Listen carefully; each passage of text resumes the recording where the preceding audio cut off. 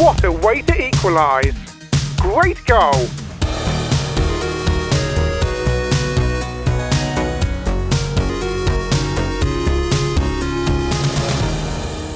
Premier Manager is a 1992 football management simulation by Gremlin, coded by Realms of Fantasy.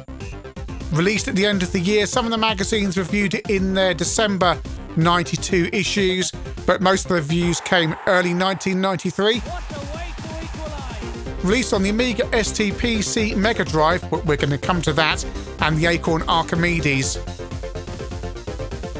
And this fantastic sampled soundtrack on the Amiga, which is the reason I started with it. Although I first came across the game on my mate's Atari ST, where it's a much more plinky-plonk affair.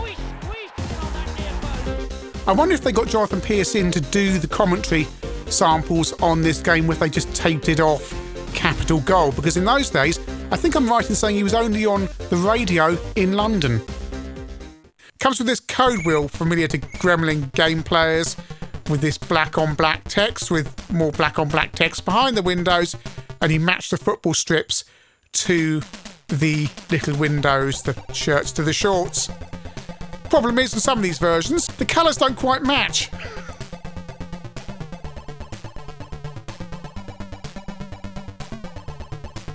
And I've selected Woking as my team. I'm 22nd in the Vauxhall Conference, as it would have been in those days, I think. And there's my team of top players. And yeah, you get scores for handling, tackling, passing, shooting, and you've got some fitness scores, and you get the age and some details about how well they've played. You can select a formation and a playing style, and then you can go and see your ground, which will be the Kingfield Stadium in Woking. I know that because I used to work with a bloke who supported them.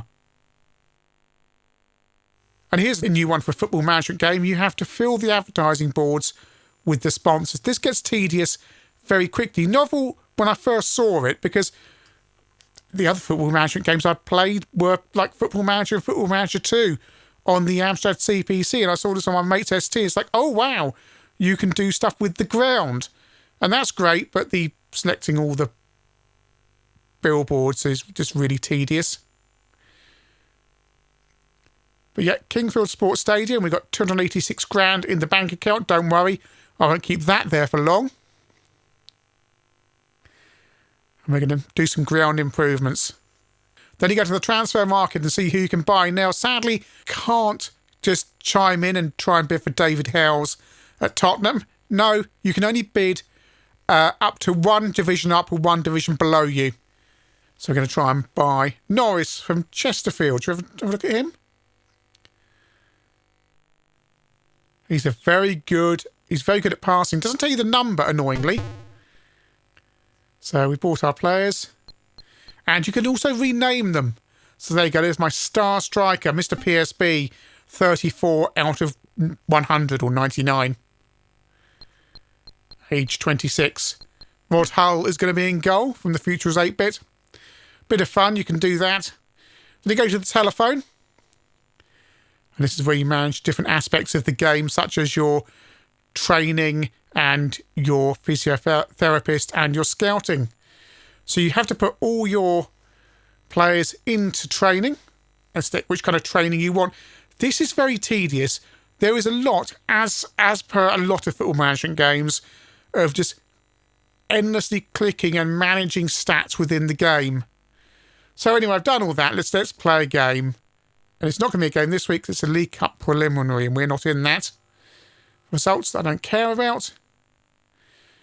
If there's any messages, they come through on the facts on the bottom right there, but we haven't got any, so we're going to play Macclesfield and we've got a valid team. So here we go. And if you're on floppy, as I am on the ST or HXC, there is a lot of loading data. Please wait. I remember this from my Amiga version of the game, back when I had it on floppy. And the speed of the game will start off on medium. And on the ST, unlike the Amiga, you can't use the mouse to speed up and slow down or select substitutions.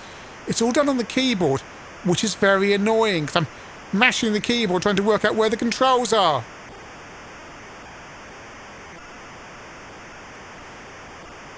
You'll notice there's 4 slots there. That's because you can have up to 4 players playing Premier Manager, and it's turn-based. And I can tell you, because I used to play this with my mate in 2-player, it takes forever. Because you've got to go through all that tedium of training your players and selecting them and sorting out the injuries and stuff. So there we go, I've turned the speed up to Ultra and I've won the game 1-0 against Macclesfield. Yeah, it's not going to be the most fascinating edition of ChinnyVision this week because this is, of course, a football management game. So essentially, it's pretty much like shoving numbers around an Excel spreadsheet. And fair enough, I used to enjoy this game, so you know. Now, in order to show the Archimedes version on ChinnyVision, I've had to go and buy a box copy, which I'm holding in my hand here. So I've installed it on my hard disk and we're going to start the game. That's because although you can download the game... Oh, error message. Although you can download the game, you can't get the code wheel. So I need to select the right screen mode. But once you've got through all the shenanigans on the RISC-OS desktop, selecting the correct screen mode and so on, it looks like the other versions. There is one difference, though, detailed in the photocopied sheet in the box, in that when you come to save the game, apparently you need to go back out to RISC-OS, select the Premier Manager icon in order to save your game.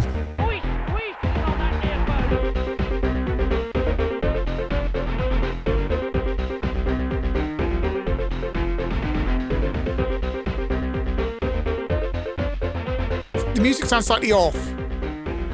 Can't quite place it. But once you get into the menus, it looks exactly the same. So Kettering Town versus Woking. And unlike the ST, you can use the mouse during the game to select what you want, pausing it, substitutions, changing the game speed, and so on. No audio, though, during the game.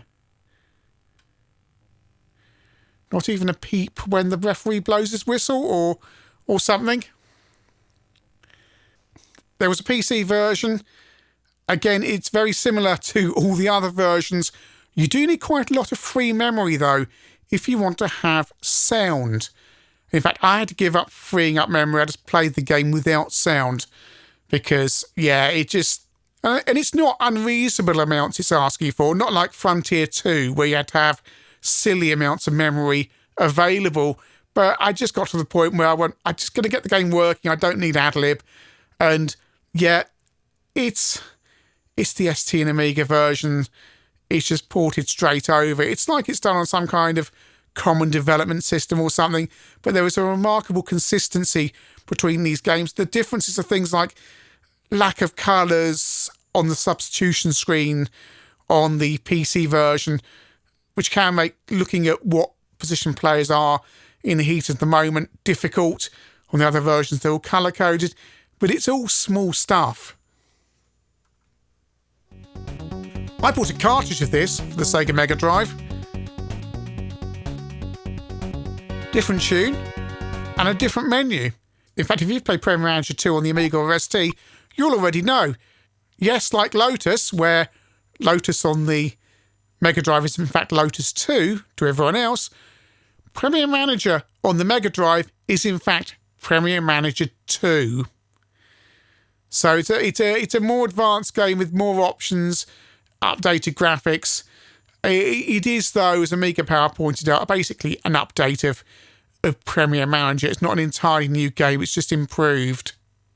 I'm just going to show a match playing here, just so you can see the difference in that section of the game.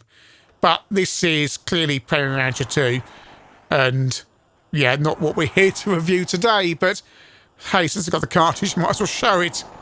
I've got the old owner of the cartridge's save game. Yeah, there's a battery in the cartridge, which I guess we need dealing with, and I have a save game from presumably the 1990s where I'm actually in the Premier League. So that's enough of that. That's enough of the Mega Drive version, which clearly isn't Premier Manager 1, as I say. All these versions back on the ST are essentially the same. The only difference are sound effects and a few intricacies with loading and saving. The Archimedes version comes with a rather badly photocopied sheet in with it that tells you all the stuff that's different between the Archimedes version and the manual, especially stuff like saving, where you have to go back to the RISC-OS desktop. But at least we get some, well, AY sound effects on the ST when we're playing a game. Right, Mr. PSP scored a goal, but I am 2-1 down against Telford United. On the Amiga, my team is Wycombe Wanderers, and there's one tip I can give you that isn't cheating when you're playing Premier Manager. It's that the teams are based on real teams. All the players are real players. So when you come to select your team at the beginning of the game, it's a really good idea, if you want to have an easier time of it, to select a team that did well the previous season. Wycombe Wanderers, who I believe have been relegated the season before, and you actually get a third division side rather than a conference side, and you get more money. So if you want to have an easier time of it, that's the way to go, rather than selecting someone like Woking or Farnborough Town or someone. But now on the Amiga, I've selected the cheat mode, which should give me players of 99 in every attribute, all aged 18, and I've got £20 million in the bank account. Thank you very much. So that should be fun in the Vauxhall Conference. But the reason I'm cheating, by the way, is because I want to show what happens when you win the league. Because sure enough, I'm not going to win the league on the ST version. All the players are renamed as well when you apply the cheat to Realms of Fantasy staff, friends and family.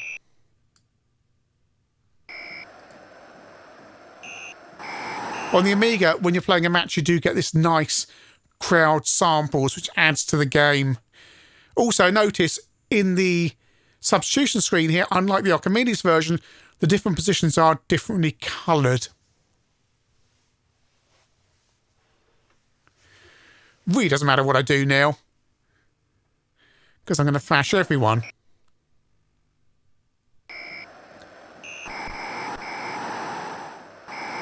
Although, curiously, you can never really thrash anyone 10-0. You always end up being 5 or 6 goals up, and that's it. There seems to be some kind of threshold in the game that says, nope, you can't have any more. Back to the ST, where I am not cheating. My home record is relatively good. My away record is very poor, and I'm 14th in the league.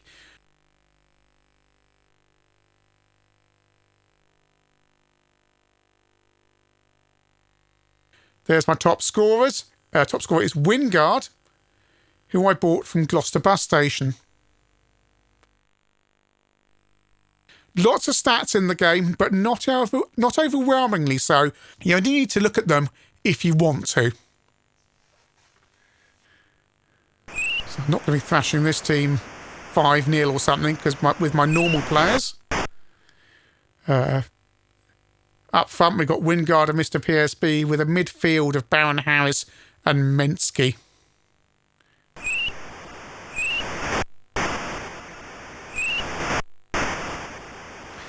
Lost 2-1, sadly. So much waiting around.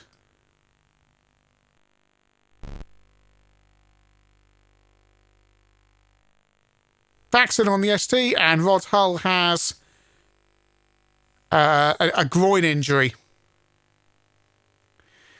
which means my goalkeeper's injured, which means, I've got to put in my second goalkeeper there. He's got 26 rather than 38. As I mentioned, I purchased a real version of the Archimedes game, and what I found when I purchased this a couple of years ago was that after I've been playing it about 10, 12, 15 games, the game would randomly hang, usually in the team selection screen. And yeah, this is as far as I can get on the Archimedes version. Got someone else to try it on a different machine. Nah, it does the same thing. And having spoken to a few people online, they went, yeah, it does that. So if you'd pay 25 quid for your Archimedes version of Premier Manager, you may have been pretty annoyed, or perhaps they fixed it in a later revision. I don't know. but that's as much as you're seeing of this version. Suffice to say, you can see it's pretty much identical to the ST and Amiga. What I have noticed is some digitised screenshots in the background seem to have less colours in them than some of the other versions. So is this running in a 16 colour mode like the ST? Dunno. So back on the Amiga, and despite the fact I'm in the conference, Wycombe Wanderers have got to the FA Cup final. And off we go. We're already 2-0 up against Manchester United. 3-0 up. Injury.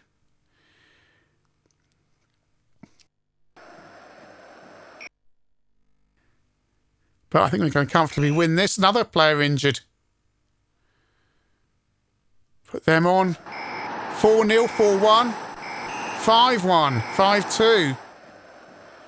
I think that's a fair result. 5-2. Wycombe Wanderers winners of the FA Cup. We've probably got some nice prize money there as well on the facts. End of season. So Wycombe have been promoted, and Welling and Stalybridge Celtic have been relegated.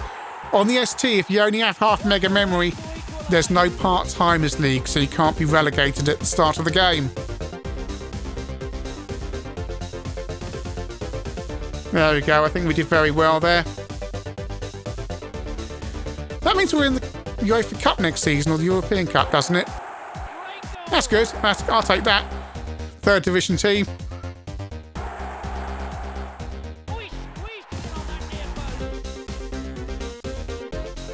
So I have been offered a job by Gillingham in the third division. And you can accept it or decline it. I've got no other offers by the looks of it.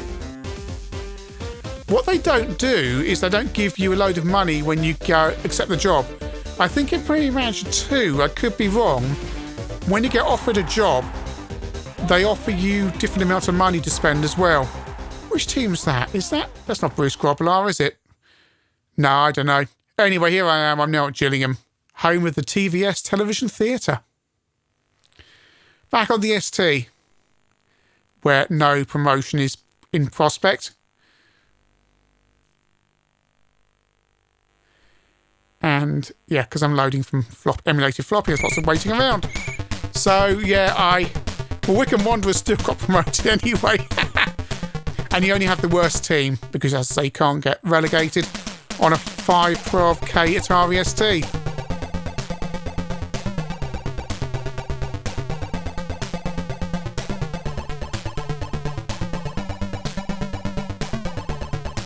But you do get a bonus at the end of the season. Pity I've put the team into such massive debt in order to try and make it better.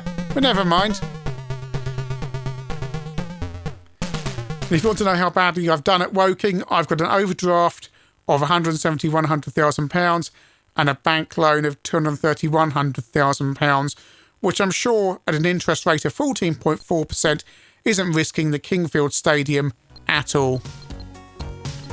Premier Manager.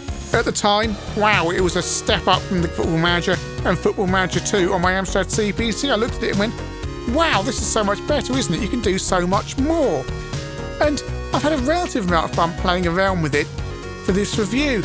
But I didn't really notice it at the time, but it's awfully like just shoving numbers around an Excel spreadsheet for hours on end, because there's just lots of repetitive tasks and numbers. And I know this is a football management thing, and I know a lot of people get a lot of enjoyment out of these games, but it's like, oh no, the player's got injured and now I've got to sort him out with this physiotherapist, and then I've got to get him back into training. Click, loading, click, loading, click, loading, and then, oh no, we've got to go and do the sponsorship boards around the ground. There's so much just tedium. Why should I have to contact the physiotherapist when a player is injured? Surely they should just automatically be on it. There's just so much repetition and so many menial tasks to do in the game. Too much detail can be a bad thing. But I guess too much detail is what the people who play these games, me included at the time, wanted.